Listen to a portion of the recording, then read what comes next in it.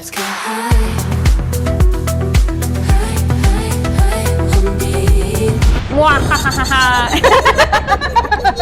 Amiga, las fingimos y luego salen las naturales y salen. Sí, salen mejor. Pincel también. Pues bienvenidas, bienvenidos y bienvenides a la segunda temporada de Erotopías, Cartografías del Deseo. Yo soy Alejandra Madera, muy contenta de estar aquí otra vez. Amiga, bienvenida.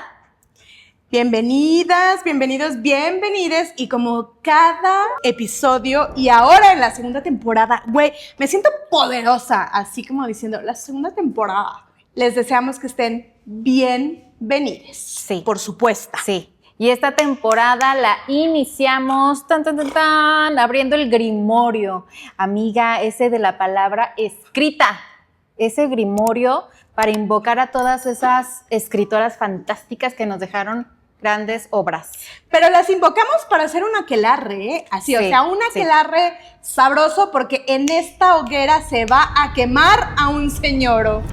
Sí. A un señoro horrendo. Y pues yo les tengo esta preciosa referencia. Es una de mis escritoras favoritas. La verdad es que se me dificulta decir quién es mi escritor o escritora favorita, porque tengo muchas escritoras favoritas, pero una de mis escritoras favoritas que tengo en mi lista de favoritismo desde hace muchísimos años es precisamente Virginia Woolf. Y bueno, en este extraordinario ensayo de Una habitación propia, Virginia Woolf precisamente decía que en muchas ocasiones en la historia, Anónimo fue una mujer. Y entonces, ¿con qué queremos empezar? Platícanos. Pues ay, porque gordito. Vamos a iniciar con lo que bien decías, ya nos adelantabas, de lo dicho por este sujeto, señor Paco Ignacio Taibo, segundo. Sí, lo que dijo en la conferencia mañanera, desafortunadamente, comentarios, frases bastante desatinadas, más porque él es el director del Fondo de Cultura Económica, o sea, en nuestro país. O sea, que no tiene cualquier puesto o nombramiento. Sí, no es neutral. Sí. Y entonces lo que dijo, pues, vamos a escuchar lo que dijo este señor. ¡Corre video! ¡Ay, me sentí como en la televisión de los 70! ¡Corre video! Un poemario escrito por una mujer horriblemente asqueroso de malo, por el hecho de ser escrito por una mujer, no merece que se lo mandemos a una sala comunitaria en mitad de Guanajuato, porque hay que castigarlos con ese libro de poesía. Muchas gracias. Pero vamos a hacer una colección de mujeres. Muchas gracias, presidenta. Entonces, ¿por qué queremos analizar lo que dijo este señor? Pues porque detrás de lo que dijo él se replica la historia de todas estas mujeres que se han silenciado de la escritura, ¿no? Estas autoras. Sí, de la literatura. En la literatura y el conocimiento en general, claro, ¿no? Y que, ciencia, arte. Exacto, y que él lo cataloga como algo de no calidad, ¿no? Citando al señor Oesto, un poemario escrito por una mujer horriblemente asqueroso de malo, no merece ser enviado a una biblioteca. Así es.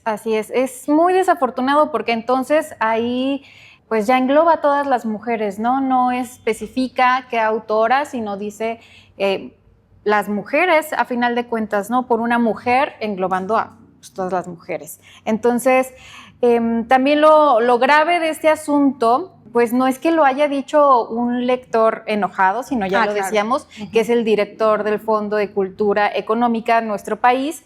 Y pues eso, ¿no? O sea, lo que se dijo, y además que nuestra presidenta, Claudia Sheinbaum, estaba ahí a un lado y que se riera de la situación. Hermana. Pues lo hace todavía, híjole, pues más grave, lo legitima, es como si le diera este permiso de decir esas cosas, ¿no? Como de esto está permitido decirse.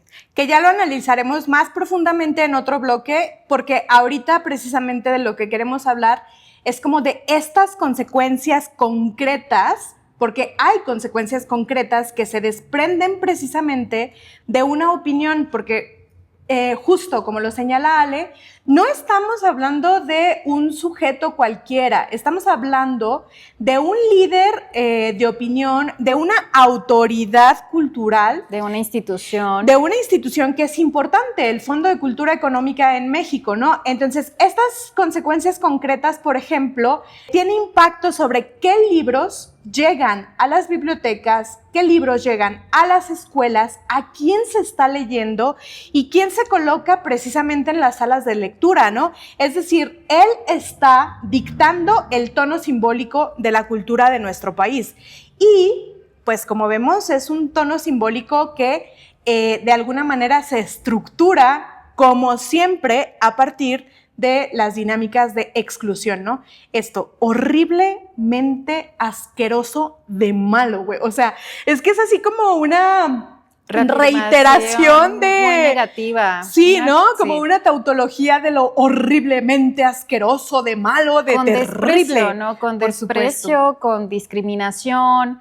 Sí, no, es bastante desagradable lo que dijo este señor y que retumba en las demás instituciones, ¿no? Sobre todo culturales, porque como bien dices, ¿quién decide qué leen, cómo, cuándo y dónde? Casi, ¿no? Como si las personas, la audiencia no tuviera el criterio de decidir qué es lo que quieren, ¿no? Porque al final les estás quitando opciones para decidir qué quieren, les estás moldeando lo que debe de leerse. Y recuerden también que, bueno, aquí luego tendemos mucho a referenciar a ciertas filósofas, filósofes, pues precisamente Foucault expresaba muy particularmente sobre estas estructuras del poder, y una de las herramientas legitimadoras precisamente de estas estructuras de poder precisamente es el discurso, ¿no? Ya les habíamos puesto aquí otro librito que es El orden del discurso de Foucault, y efectivamente esta expresión discursiva, voy a seguir citándola, horriblemente asqueroso de malo, güey. Sí. Es una forma hablada de dilucidar esas estructuras del poder a partir precisamente del desprecio, ¿no? O sea, de la discriminación, del desprecio. Y el canon de la literatura, podríamos decir que hoy por hoy, estadísticamente hablando, en el año 2024 y en el año 2025, las personas más publicadas fueron precisamente mujeres, ¿no? El año 2024, precisamente, el Premio Nobel de Literatura lo obtuvo la surcoreana Han Kang, gran fan, Han Kang, te amo. Pero a pesar de que precisamente hemos sido sumamente productivas en términos literarios, aún así, el canon sigue dictando que las mujeres sean menos reconocidas en esta literatura, ¿no? Sí, y aunque, como bien dices, el porcentaje de mujeres se ha ido incrementando en los últimos años, pues no deja de quedar en tela de juicio la calidad, ¿no? de los escritos por mujeres. Entonces, con estos discursos de este tamaño de personaje, con el título que tiene o el nombramiento que tiene en ese puesto pues, político, imagínense el impacto que tienen sus palabras. No es cualquier cosa, no es cualquier opinión. Hay que tener mucho cuidado con esas palabras, porque ¿qué es lo que él hace? Pues justamente convierte el género en un criterio de sospecha, ¿no? Así como lo escribió una mujer, pues entonces habría que dudar de la calidad de la literatura. Ajá. Claro. También naturaliza precisamente este canon que históricamente ha excluido a las mujeres, y pues que esa calidad se construye sobre la exclusión, ¿no?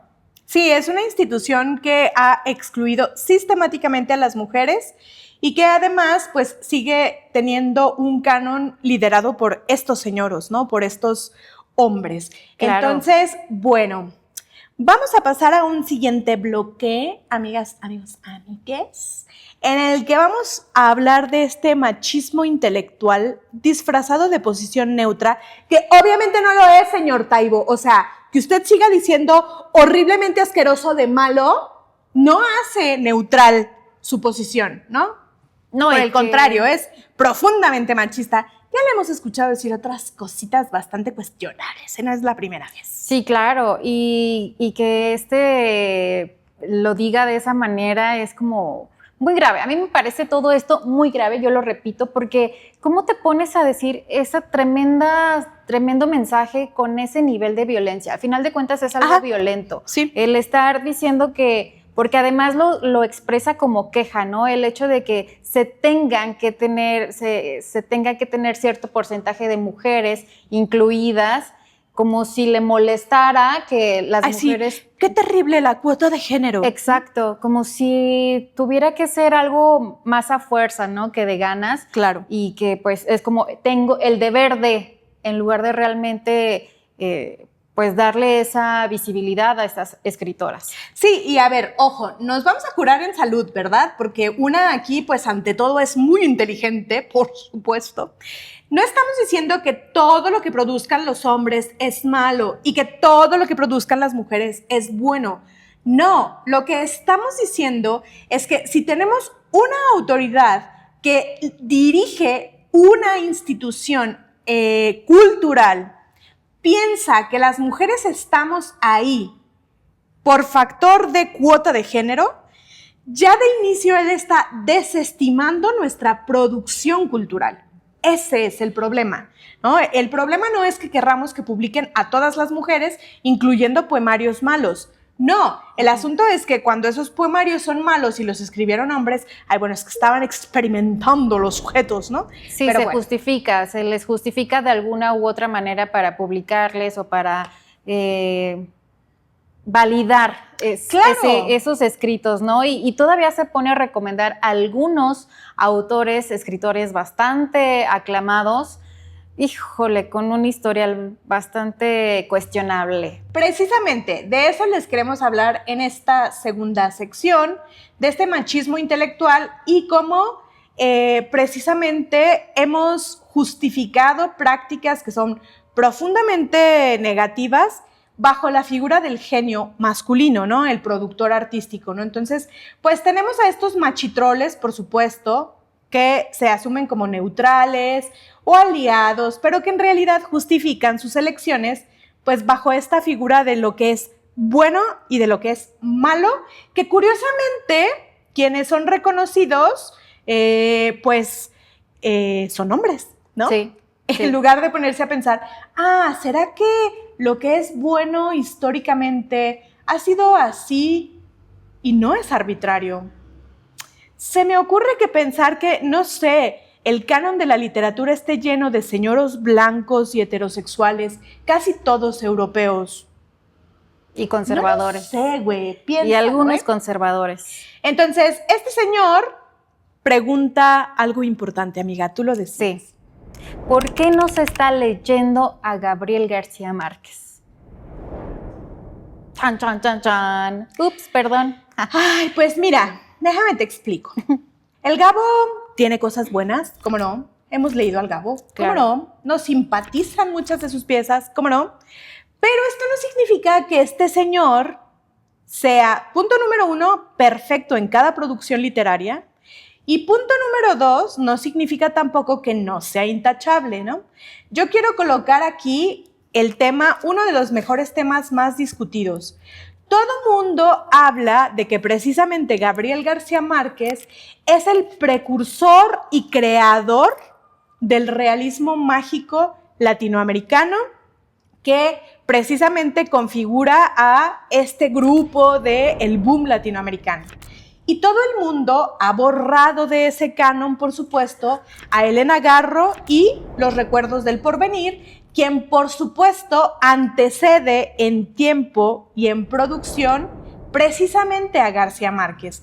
Y qué curioso que Elena Garro no es reconocida cuando esos criterios que definen el realismo mágico que se le atribuye precisamente a García Márquez no son identificados extrañamente en la literatura de Elena Garro, ¿no? Así es. Claro que también les molesta que la Elena Garro fue siempre repolítica y les cuestionó abiertamente sus vínculos con el poder. No por algo, no por algo me la tachan, ¿no? porque era la tía incómoda, como nosotras. Elena Garro, te mandamos besos, descanse poder. ¡Diosa! Sí. García Márquez, a ver, te escuchamos, papito. ¿Qué decías de las niñas de 12 años? Vayan a ver el videíto. Que corre el videíto. Es que lo que a mí me sorprende es que se haya tratado siempre de atribuir el amor a una cierta edad. El amor es de todas las edades y yo creo que puede ser mucho más apasionado. Después han inventado el calificativo de viejos verdes, porque a partir de cierta edad les gustan las muchachitas de 17 años y de 15 años y de 12 años.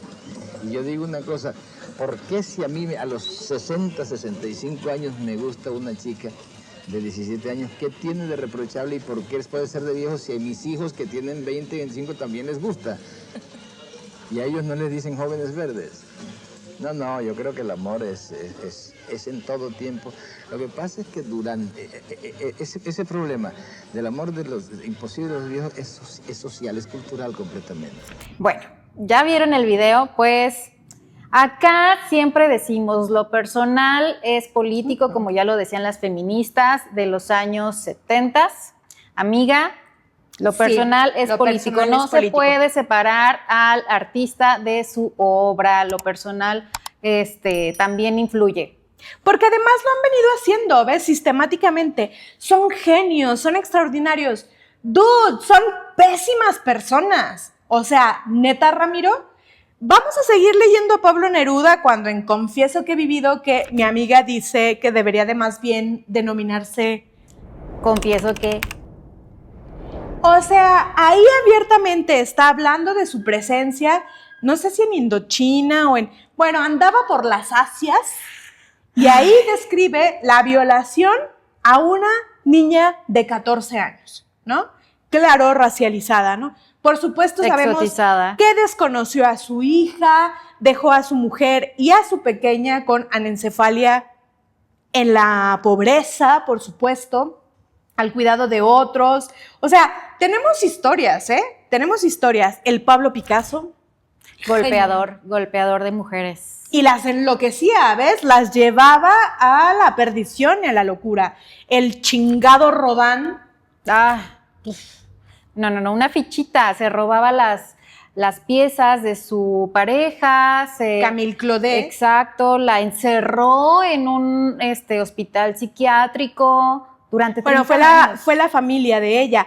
Pero él aprovechó eso. Ajá, aprovechó eso precisamente cuando ella pierde al bebé que estaban esperando juntos, que aparte hay que señalar ahí particularmente la diferencia de edad, y cuando ella entra en esta depresión pospérdida, pues el fulano se aprovecha y se apropia de muchas piezas de Camille Claudel, ¿no? Uh-huh. Entonces, esto es precisamente cuestionable, ¿no? O sea, hay que revisar a estas figuras que efectivamente estas autoridades literarias y de la cultura nos recomiendan. ¿Por qué nos recomiendas eso, pero no nos recomiendas hacer una revisión crítica de sus vidas, güey? Claro. Lo personal es político. A las mujeres sí nos escrutinan, bueno, que si hasta no le dimos de comer a nuestro perro el 24 de septiembre, güey.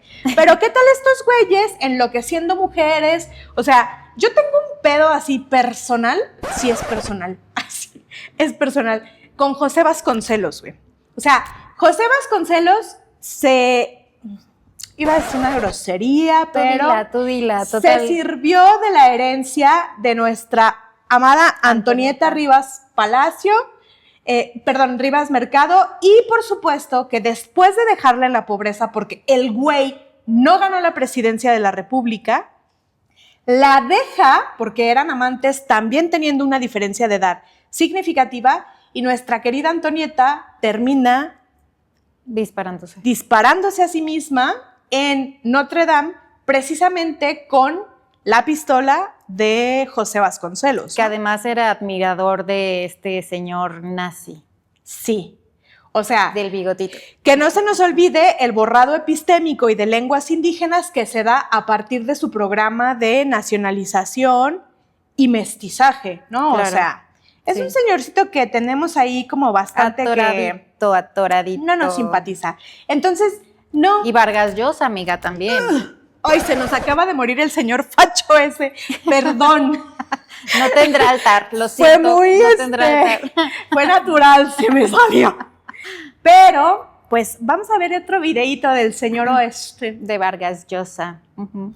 Que esa carta debió mandársela él mismo y responderse o respondernos a la pregunta de por qué México, que hace 5 siglos se incorporó al mundo occidental gracias a España y que desde hace 200 años es independiente y soberano, tiene todavía tantos millones de indios marginados, pobres, ignorantes,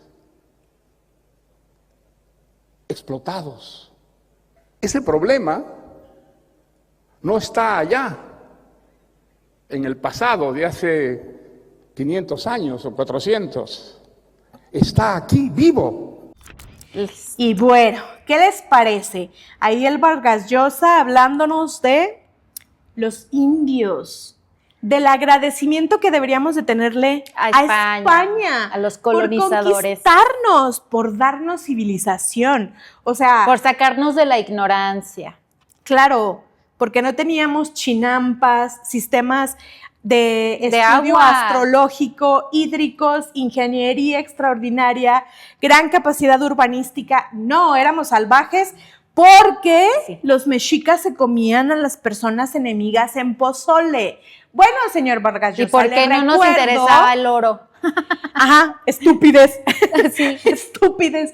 Pero ¿qué tal que en Europa nos quemaban a las mujeres por saber leer, pero entonces los salvajes eran los mexicas? Así es. ¿No? Pero bueno, en ¿Y fin. por qué no? Es bien fácil. Luego dicen, es que, pues a mí qué me importa su vida personal. Sí, pues sí debería de importarte. Déjame te explico por qué. Y este es uno de tantos ejemplos. Yo siempre les digo, ponte a pensar si tú le compras la obra a este personaje y miles de personas se la compran, tú estás dándole el poder adquisitivo de que esa persona pueda comprar autoridades y se pueda salir con la suya. Y no solo autoridades, puede comprar, pues ya sabíamos, niñas como ya se sabe, ¿no? Que las mandan pedir vayan ustedes a saber, en el mercado negro, desafortunadamente, y estos señores pues se salen con la suya. ¿Por qué? Porque tienen el poder no solo adquisitivo,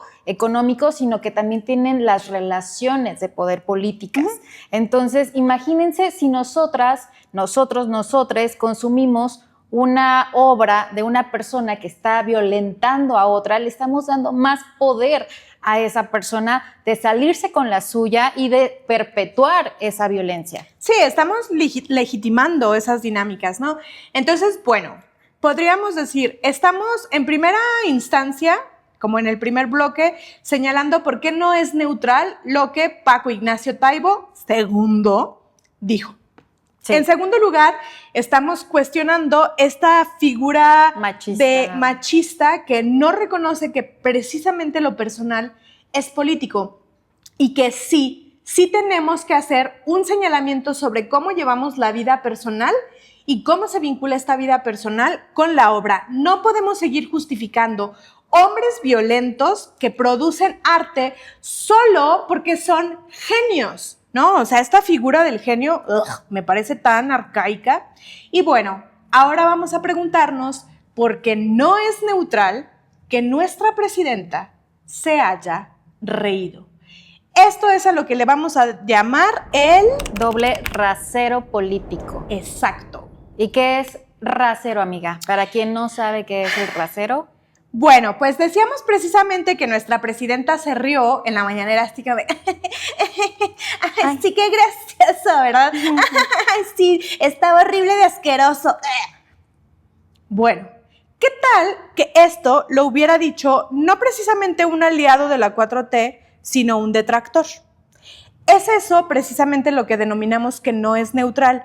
Es un doble rasero político precisamente porque, en primer lugar, la risa se convierte en una forma de consentimiento. Sí, legitimas Ojo, ese mensaje. Exactamente. Le estás dando el permiso, así de, no hay bronca, lo que dijiste, mira, no hay pedo. Está Sobre chistoso. todo porque ella es una autoridad femenina.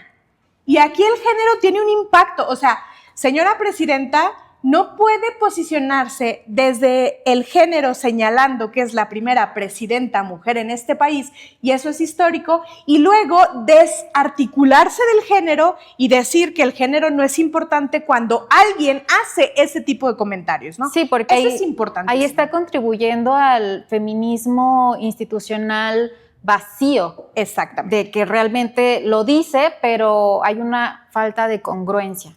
Exacto. Es precisamente aquí donde entra este criterio del doble rasero, ¿no? Porque etimológicamente hacemos referencia a este criterio porque es un instrumento que se usaba en la antigüedad para medir el grano, pero era una vara o una regla que se pasaba por encima de los recipientes para medir los granos, para nivelar la medida, podríamos decir. Pero tener un doble rasero implicaba usar dos medidas diferentes a la conveniencia, ¿no? Cuestionar si este tipo de expresiones las hubiera hecho un detractor con el rigor eterno, o reírse incómodamente porque se la veía incómoda, pero legitimando el discurso exacto, que precisamente representa eso, ¿no? Entonces, en términos políticos y éticos, que es muy cuestionable, el doble rasero se vincula con la hipocresía institucional, amiga. La manipulación ideológica, porque ellos están decidiendo qué sí y qué no leer, ¿no? Que sí se llega al público y que de plano no merece la pena ni enseñarles, ¿no? Claro, es de izquierda, entonces claro. Lo que dice es ley. Exacto.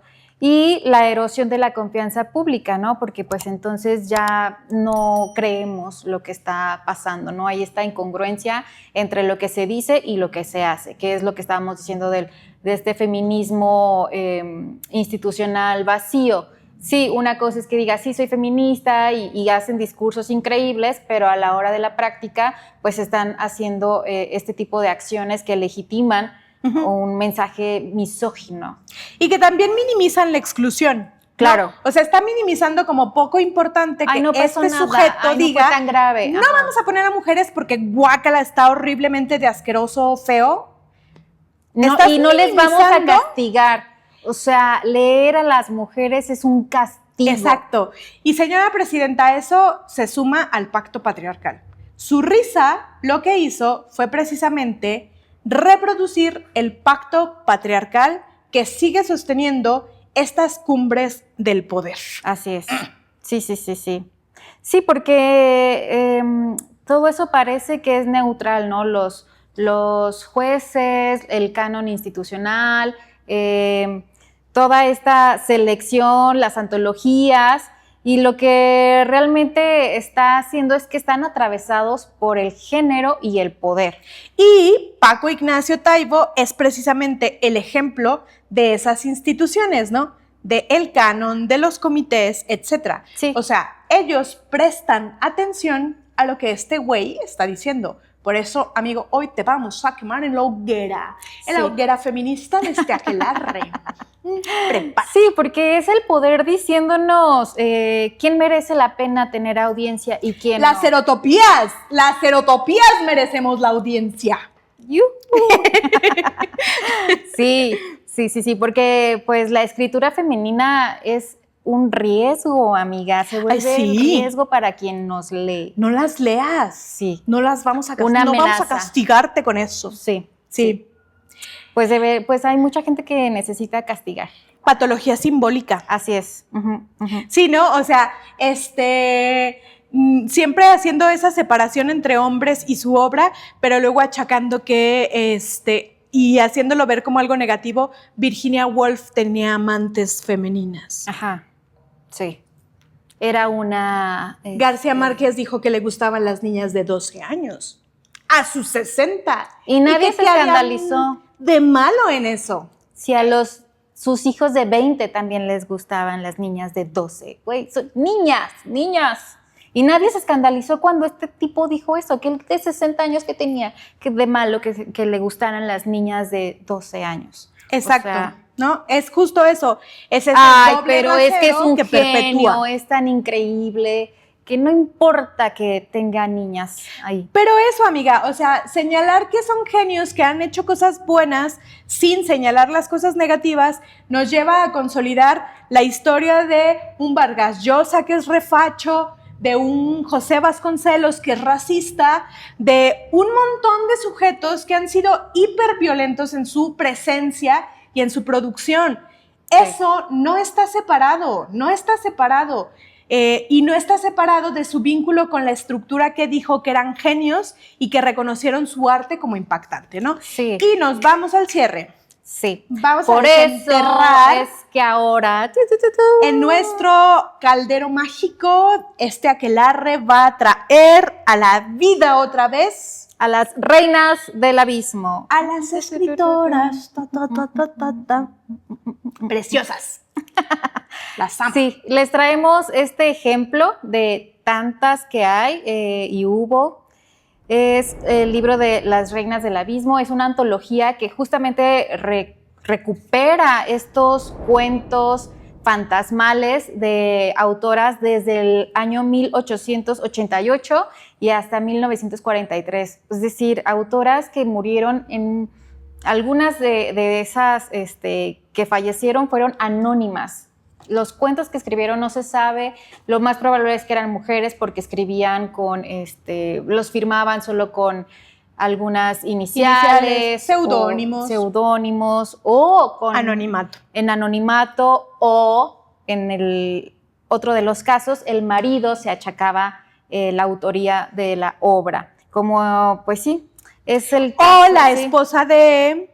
Se conocía como amiga la de- esposa de, exactamente, restándole mérito a su trabajo, como es el caso de Mary Shelley, que justamente ahora que se está estrenando Frankenstein de Guillermo del Toro. Vayan a verla, está preciosa, porque justo rescata precisamente esa figura del romanticismo decimonónico y lo representa bastante bien. Claro, y ella pues se le minimizaba su obra porque decían que era gracias a su entorno patriarcal, ¿no? Del que estaba rodeada, de su marido, que en ese entonces pues era un poeta pues famoso.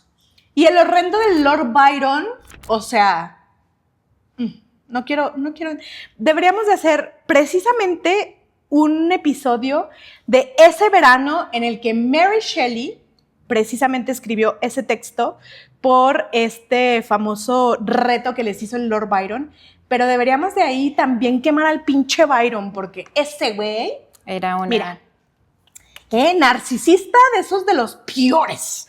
Bueno, pero justo me parece que el caso de Mary Shelley es muy importante porque, por ejemplo, a la gente se le olvida, punto número uno, que fue bastante vilipendiada por finalmente haber sido, en una primera instancia, la amante de Percy Shelley, ¿no? O sea, cuando estaban en ese verano lejos, estaban justamente huyendo de la esposa de Percy Shelley, ¿no? Por un lado. Pero nadie cuestiona a Percy Shelley, güey. O No. sea, se la cuestiona a ella, pero no a él. Que ella se le metió. Amiga, Joven, ella. ¿no? O sea, ella lo sedujo, terrible Mary Shelley. lo embrujó. Pero se les olvida precisamente que ella nació de la cuna de la intelectualidad. Les recuerdo que la madre de Mary Shelley era Mary Wollstonecraft, la primera mujer en escribir un texto feminista publicado para reivindicar los derechos de la mujer. Ojo con eso.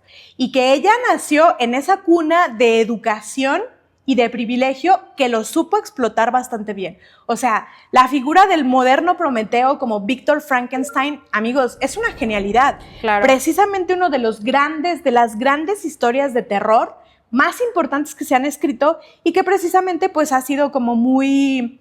Ay, pues sí, ahí ensombrecida por el marido. Y el género, ¿no? Los géneros precisamente, el Literarios. terror literario, el género literario de terror o, por ejemplo, la ciencia ficción, que ni siquiera cuando las mujeres estaban escribiendo sobre ciencia ficción se les denominaba ciencia ficción. O sea, eran fantasías, casi que diarios. Utopías. Eran utopías, era literatura gótica, pero no, o histérica, ¿no? Porque pues si escribían sus relatos eróticos, entonces era porque estaban histéricas, ¿no? Y necesitaban ahí una vibración. Algo ahí andaba medio mal con la mujer que estaba ahí cachonda y escribía literatura así bien, bien deliciosa. Entonces, pues sí, tenemos esos referentes, ¿no? Porque ahora se les conoce como a los padres del terror, precisamente hombres, y no a las mujeres, quienes fueron también las que iniciaron. A Lovecraft, etcétera, exactamente, ¿no? A Edgar Allan Poe. Cuando tenemos con anticipación mucha producción de historias de terror femeninas. Así es. Y una de ellas, por ejemplo, que escribió ciencia ficción, pues fue Margaret Cavendish. En 1623 nació ella y ella escribió The Blazing World en 1666. Imagínense, en los 600. O sea, estamos hablando de como 200 y cacho años y ella, antes de Julio Verne. Es considerada por la crítica contemporánea la primera obra de protociencia. Protociencia, ficción escrita por una mujer. Acá, amiga, explícanos qué es la protociencia. Sí, hay ciencia ficción que literariamente pues, puede presentar como estos mundos peculiares, ¿no? Como es el caso, por ejemplo, de esta que se acaba de llevar al cine nuevamente, que es Las Fundaciones, me parece. Pero la protociencia ficción, donde encontramos precisamente a Julio Verne o a Cavendish, se denomina así porque precisamente los logros tecnológicos de los que ellos y ellas propiamente hablaban han sido parteaguas directo de la ciencia que se desarrolla hoy mismo, ¿no? Entonces, no solo estamos hablando de mera ciencia ficción inventiva, estamos hablando sino de algo que sí de antecedentes, exactamente. Ella hablaba de mundos paralelos en donde las mujeres, pues, tenían esta gobernancia del mundo y no se enfocaban en las guerras, por ejemplo, como pasa, pues, en nuestro querido planeta Tierra. Con los señoros. Con los hombres. Pues sí, es muy, muy interesante, ¿no? Isaac Asimov con Yo Robot también es protociencia ficción, porque hoy por hoy estamos teniendo bastantes vínculos con la IA, ¿no? Y ya están sacando el primer robot humanoide. Yo así. Sí, está muy cañón. Ya, tengo hartas tareas por repartir. Ay. Y bueno. Mientras no nos ataquen, amiga, que eso es lo más probable que siempre salúdenle a su chat, de preferencia. Despídanse, pónganle un nombre, tengan conversaciones lindas para que cuando nos dominen les traten mejor. Sí va a pasar. Sean listos. Sí. O sea. Y bueno, el señor Taibo, a quien ya echamos en el caldero mágico de este aquelarre, pues nos va a recordar que lo importante que sigue siendo hoy por hoy cuestionar a quienes tienen la voz y a quienes no la tienen, y sobre todo a quienes otorgan esa voz y se la niegan a ciertas personas a partir de la exclusión, ¿no? Y déjame, le decimos algo a este señor Taibo, porque las mujeres que escriben no escriben para ser aplaudidas por la institución, escriben para resistir y para existir, no para que te guste a ti. Lo que es horrible de feo, de no sé qué horroroso, pues, amigo, es resistencia. Y te recordamos desde esta figura, pues, muy Foucaultiana y muy butleriana de la Judith Butler, que no existe sujeción, es decir, creación del sujeto en las estructuras de poder, sin la posibilidad de la resistencia carnal. O sea, el poder no se sostiene si no hay detrás resistencia. ¿Cómo te explicas? Claro. Y bueno, ahí les nombramos a muchas escritoras maravillosas. Anais Nin, que ella tiene relatos bastante eróticos y en su época pues fue, bastante tachadas y no querían saber nada de ella, no censurada. María Luisa Bombal, Alfonsina Storni. Mi Alfonsina, yo te amo con todo mi corazón, Alfonsina. Si algún día materno y tengo una cría que sea mujer, le voy a poner Alfonsina para que tú descanses en mi corazón siempre, por siempre, jamás. Te amo. Rosario Castellanos y muchas escritoras más que pues no la lista. No acabamos. Pero para eso vamos a tener muchas temporadas, no se preocupe. Pero por eso es que aquí referencias no van a faltar. Exacto, este programa, este episodio está pues está dedicado a estas brujas escritoras. Sí, y al cuestionar a estos señoros aburridos que no pueden leer a una mujer porque se les hace chiquita la opinión. Hermanas preciosas escritoras, las nombramos, las invocamos en este precioso Las que escribieron desde la oscuridad. Sí, a aquellas anónimas las reivindicamos, reconociendo que detrás de ese anonimato estaban, por supuesto, ustedes. Gracias por enseñarnos la palabra escrita, gracias por enseñarnos la resistencia, por supuesto. A desafiar el miedo. Gracias por desafiar la censura. Y pues este grimorio, amiga, se nos queda abierto y la hoguera, mira, encendida. Encendida para volver a quemar a otros vatos como el García Márquez y el pinche facho de Vargas Llosa. Espérense mis cuernos. Espérense. Es que me intención así. Y al Vargas Llosa y al Taibo. Esto de la literatura, pero en la música ya lo habíamos visto también. Sí, tenemos hartos. Ojo. Por eso el grimorio se queda abierto para seguir invocando a nuestras diosas en poder y la hoguera se queda encendida para los señoros aburridos. Y suscríbanse. Denle like. Erotopías, Cartografías del Deseo, Facebook, Instagram, TikTok y por supuesto vean el episodio completo en YouTube. Sí, les queremos. Gracias por acompañarnos en el inicio de esta nueva temporada. Y díganos qué quemarían ustedes en esta hoguera. Les queremos leer. Bye. Let's get high.